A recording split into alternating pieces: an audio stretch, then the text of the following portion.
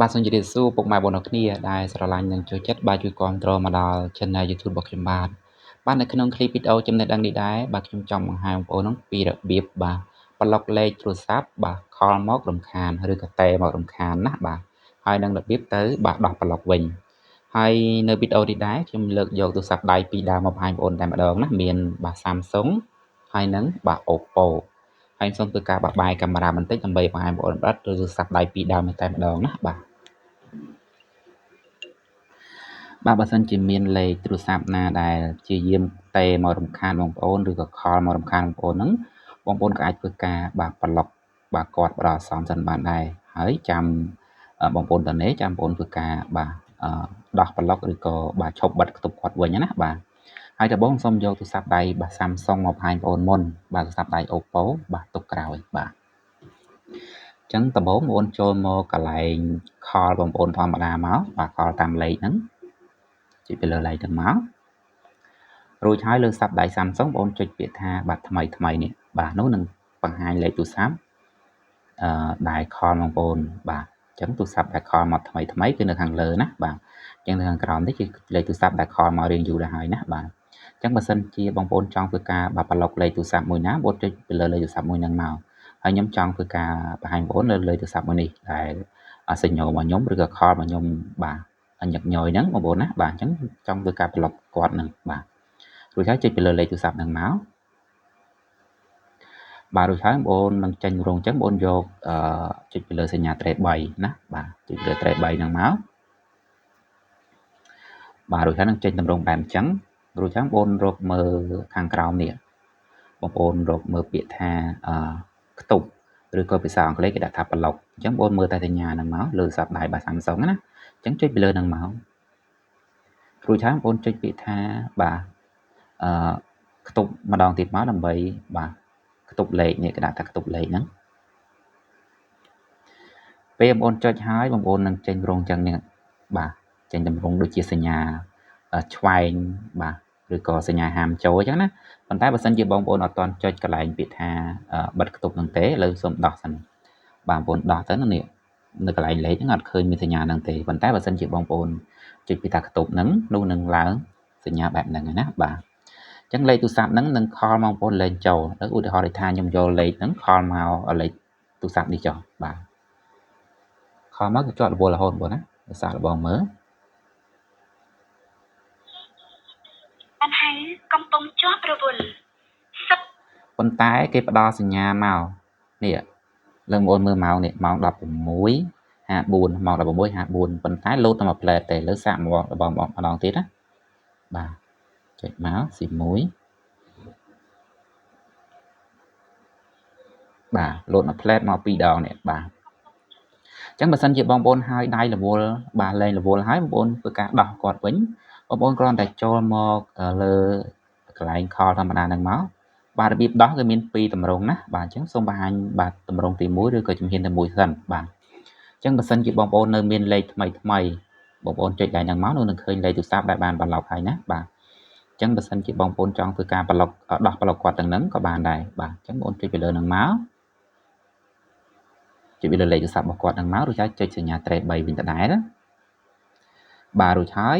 បងប្អូនត្រឡឹងទៅខាងក្រោមបងប្អូននឹងឃើញពាក្យថាបាទឈប់ខ្ទប់អញ្ចឹងមានន័យថាបាទលែងប្លុកគាត់ហើយឬក៏អានប្លុកហ្នឹងបាទអញ្ចឹងបងប្អូនចុចលើហ្នឹងមកពេលនោះលេខទូរស័ព្ទហ្នឹងលែងបាទជាប់ខ្ទប់ហើយប៉ុន្តែបើសិនជាបាទក្នុងករណីដែលបងប្អូនហ្នឹងបានធ្វើការបាទប្លុកគាត់ឬក៏បិទខ្ទប់គាត់យូរបាទឈានដល់1ខែ2ខែច្បាស់ណាស់លេខទូរស័ព្ទហ្នឹងនឹងរត់មកនៅខាងក្រោមអញ្ចឹងហើយបើសិនជាលេខទូរស័ព្ទដែលគេខលមកច្រើនបាទជួនកាលវារលុបចោលដោយខ្លួនឯងឬក៏ delete ចោលដោយខ្លួនឯងណាអញ្ចឹងហើយវាអត់បង្ហាញទាំងហ្នឹងទេឬក៏មួយបងប្អូនបាទមិនចង់អស់របាទបងប្អូនប្លុកយូរដូចជា10ថ្ងៃទៅមួយអាទិត្យអីបាទ10ថ្ងៃទៅ2អាទិត្យអីវានឹងលែងបង្ហាញនៅខាងលើហ្នឹងហើយអញ្ចឹងវិធីចូលរបងប្អូនគ្រាន់តែបាទចូលមកកន្លែងខលធម្មតាហ្នឹងមករួចហើយបងប្អូនចុចសញ្ញាត្រេ3អាចចុច3ហ្នឹងមកជាស្រេចបាទចុច3រួចហើយបងប្អូនយកពាក្យថាការកំណត់ហើយបងប្អូននឹងឃើញនេះគេដាក់ថាខ្ទប់លេខបាទរួចហើយចុចលើហ្នឹងមក រួចហើយនឹងបង្ហាញលេខទូរស័ព្ទដែលបងប្អូនបានធ្វើការបាទប្លុកឬក៏បិទខ្ទប់គាត់នឹងបាទអញ្ចឹងបងប្អូនចង់ដោះគាត់បងប្អូនគ្រាន់តែបាទចុចនៅកន្លែងហ្នឹងមកបងប្អូននឹងឃើញសញ្ញាលេខដកនេះបាទសញ្ញាក្រហមហ្នឹងអញ្ចឹងចុចទៅលើសញ្ញាក្រហមហ្នឹងមកបាទពេលនោះលេខទូរស័ព្ទហ្នឹងនឹងបានធ្វើការដោះប្លុកគាត់ហើយអញ្ចឹងបងប្អូនឃើញមិនមាន3ឥឡូវខ្ញុំដោះគាត់មួយហើយប៉ុន្តែ2នេះគឺខ្ញុំអត់ដោះទេបាទដោយសារតែលេខនេះខលមិនខានខ្ញុំច្រើនដងបាទអញ្ចឹងខ្ញុំអត់ដោះទេណាឬមួយក៏ដោះទៅក៏បានដែរអីទាំងបងប្អូនណាដោះគាត់ទៅបាទដោះចឹងមកបាទគឺអស់ហើយណាបាទអញ្ចឹងងាយលើសាប់ដៃ Samsung បាទឈានមកដល់សាប់ដៃ Oppo លើសាប់ដៃ Oppo វារៀងខុសគ្នាបន្តិចបងប្អូនណាលើសាកយកលេខនេះខលសាកយកលេខបាទសាកយកទូរស័ព្ទនេះខលទៅម្ដងមើលបាទខលទៅធីនេះស៊ីមួយយកព្រមអញ្ចឹងចាំមើលបងប្អូនណាចុចបាត់វិញហើយនឹងជាប់លេខដែរសញ្ញោមកឬក៏ខលមកបាញ់បាទអញ្ចឹងវិធីទៅបាទប្លុកបងប្អូនបាទចុចសញ្ញាចុច3ឧទាននេះបាទឧទានហ្នឹងមកឃើញលេខទូរស័ព្ទមួយណាដែលរំខានណាបាទឬខលមិនរំខានអញ្ចឹងបងចុចបាទសញ្ញាឧទាននេះចុចលើសញ្ញាឧទាននេះទូរស័ព្ទដៃ Oppo ណាបាទរួចហើយបងប្អូនបាទរកមើលសញ្ញាចុច2នេះបាទចុច2ខាងលើចុចទៅលើចុច2ហ្នឹងមករួចហើយបងប្អូនរកមើលពាក្យថាបាទបញ្ចូលទៅក្នុងបាទបញ្ជីទប់ស្កាត់បាទសង្ឃឹមបងប្អូនតន់អស់គ្នាណាអញ្ចឹងបងប្អូនចុចទៅលើពាក្យថាបាទបញ្ចូលទៅក្នុងបាទបញ្ជីទប់ស្កាត់ហ្នឹងមកដើម្បីប្លុកគាត់ឬក៏ទប់ស្កាត់តិចហ្នឹងកុំឲ្យបាទខលមកចូលបងប្អូនណាបាទអញ្ចឹងចុចទៅលើហ្នឹងមក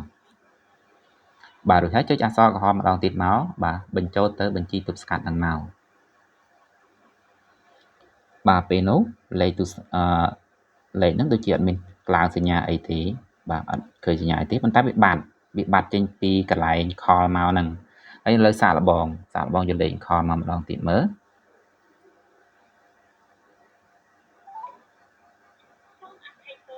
បាទចូលមកខ្ញាច់ហើយអត់បង្ហាញទៀតអញ្ចឹងនៅលើទូរស័ព្ទដៃ Oppo វារៀងបាទនេះដែរបងប្អូនប៉ុន្តែវាបង្ហាញនៅខាងលើនេះនៅខាងលើហ្នឹងណាហើយបើសិនជាបងប្អូនចង់ដោះវិញបាទដោះតាមវិធីណាអញ្ចឹងមានតែវិធីមួយទេចូលទៅកន្លែងកូនសោឬក៏កន្លែង setting ឬក៏ការកំណត់ហ្នឹងបាទអញ្ចឹងរបៀបចូលបងប្អូនគ្រាន់តែចូលកន្លែងខលមកវិញមកបាទធម្មតាហ្នឹងបាទកន្លែងខលតាមលេខរួចហើយនៅលើសាប់ដៃបាទ Samsung បាទចុច3លើសាប់ដៃ Oppo ចុច2បាទចុច2នៅខាងលើហ្នឹងបាទរួចហើយបងប្អូនបាច់ចូលកន្លែងការកំណត់ទេបងប្អូននឹងឃើញពាក្យថាទប់ស្កាត់បាទកម្រងអញ្ចឹងទៅបាទតម្រងទៅជិះពីលើនឹងមកពេលនោះនឹងបង្ហាញលេខទូរស័ព្ទដែលបងប្អូនបានធ្វើការបាទប្លុកឬក៏បិទខ្ទប់ហ្នឹងហើយណាបាទអញ្ចឹងបើសិនជាបងប្អូនចង់ដោះវិញបងប្អូនគ្រាន់តែចុចទៅលើសញ្ញាអូទៀនបាទដដែលវិញមក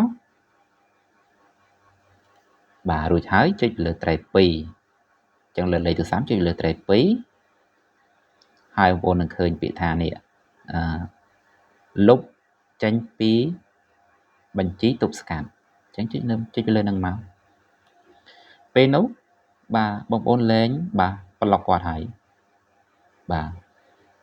អញ្ចឹងចុចមួយទៀតមកបាទលេខហ្នឹងគឺបានដោះហើយបាទដោះហើយអញ្ចឹងវាគាត់បង្ហាញទាំងនឹងមួយបាទលើទៅអស់ហើយអញ្ចឹងចេញមកវិញពេលដែលបងប្អូនដោះហើយលេខទូរស័ព្ទហ្នឹងនឹងបង្ហាញលើទូរស័ព្ទដៃបាទ Oppo វិញហើយណាបាទលើទូរស័ព្ទដៃ Oppo វាចម្លែកត្រង់ថាលុបទាំងលេខតែម្ដងបាទខុសពីទូរស័ព្ទដៃ Samsung លើសាកយកខលមកទៀតពេលដែលដោះយ៉ាងហើយបាទតើខលមកចេញតម្រងបែបណាបាទចូលធម្មតាបាទអញ្ចឹងជោគជ័យហើយបាទអញ្ចឹងរបៀបបាទចូលទៅប្លុកនិងដោះប្លុកបាទក៏ឈានមកដល់ទីបញ្ចប់លើលេខទូរស័ព្ទហើយណាបាទហើយមុននឹងคลิปពីបងប្អូនទៅបាទក៏សូមជូនពរបាទជូនជ័យដល់បងប្អូនបាទរកទទួលទីមានបានហើយបើសិនជារកការនិយាយស្ដីរបស់ខ្ញុំមានលើសខ្វះខាតត្រង់ចំណុចណាបាទខ្ញុំបាទក៏សូមខន្តីអភ័យទោសពីសំណាក់ពុកម៉ែបងប្អូនផងបាទនៅពេលនេះដែរខ្ញុំបាទក៏សូមអរគុណការជម្រាបលាជួបគ្នាវីដេអូក្រោយបាទបាយបាយ